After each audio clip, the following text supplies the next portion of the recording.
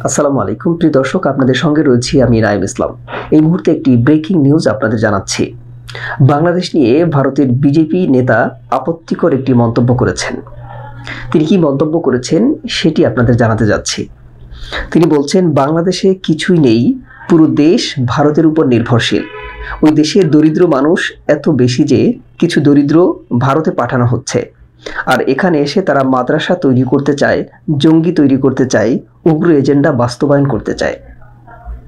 ভারতীয় সাংবাদিকদের সামনে বাংলাদেশ নিয়ে এভাবেই কটাক্ষ করেছেন পশ্চিমবঙ্গের বিরোধী দলীয় নেতা ও বিজেপি সভাপতি শুভেন্দু অধিকারী। শুভেন্দু বর্তমান অন্তর্বর্তী সরকারকে তালিবানি, উগ্রবাদী ও মৌলবাদী বলেও কটাক্ষ করেছেন।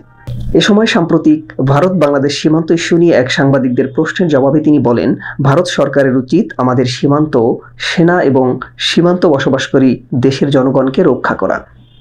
এর আগেও তিনি বাংলাদেশকে নিয়ে বেশ কয়েকবার কটাক্ষ করেছেন। সম্প্রতি বৈষম্য বিরোধী ছাত্র আন্দোলনের সমন্বয়কদের নাবালক বলেও তিনি কটাক্ষ করেছেন। শুভেন্দুর এসব মন্তব্যে অনেকটা বিরক্ত বাংলাদেশি রাজনীতিবিদ ও নেটিজেনরা। সামাজিক মাধ্যমে শুভেন্দুকেও অনেকে তুলোধুনো করতে ছাড়েন না।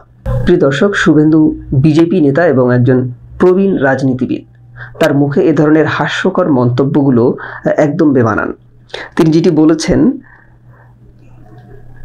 যে বাংলাদেশ এত দরিদ্র, কিছু দরিদ্র ভারতে পাঠানো হচ্ছে এবং তারা সেখানে গিয়ে মাদ্রাসা তৈরি করতে চায়, জঙ্গি তৈরি করতে চায়, বিষয়গুলো একদম হাস্যকর।